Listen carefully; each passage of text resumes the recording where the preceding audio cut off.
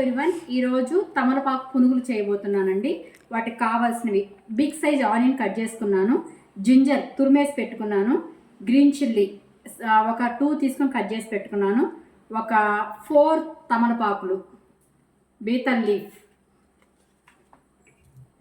ఈ మినప్పిండి, దీంట్లో కొంచెం మైదా పిండి, ఒక చిన్న కార్డ్ ప్యాకెట్, పెరుగు ప్యాకెట్ ఒకటి, కొంచెం సాల్ట్, కొంచెం దోసపిండి వేసుకొని బాగా కలిపి పెట్టుకున్నాను. వీటిలో కొంచెం జీలకర్ర వేసుకుంటున్నాను. తమలపాకుల్ని సన్నగా కట్ చేసుకుంటున్నాను. ఇవి తమలపాకులను సన్నగా కట్ చేసుకున్నాను. తమలపాకు వేసుకున్నట్టు కూడా మనకు అట్లా ఏమీ తెలియదండి, చాలా టేస్టీగా ఉంటాయి. ఈ మొత్తాన్ని దీంట్లో మిక్స్ చేసుకోవాలి. స్టవ్ ఆన్ చేసుకొని కడాయి పెట్టుకొని ఆయిల్ పెట్టుకున్నానండి. ఆయిల్ బాగా హీట్ ఎక్కింది. ఒకసారి చిన్నది వేసి చూస్తాను. ఆయిల్ బాగా హీట్ ఎక్కిందండి. ఇప్పుడు వీటి వేసుకో.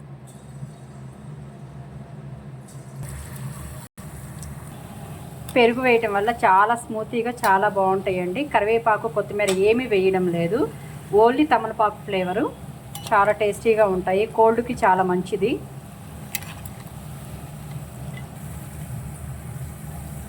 వేడి వేడి తమలపాకు పునుగులు రెడీ అయిపోయినాయండి. చూస్తుంటే నోరూరిపోతుంది. వేడి వేడి తమలపాకు పునుగులు రెడీ అయిపోయింది. చూస్తుంటే బాగా నోరూరిపోతుంది.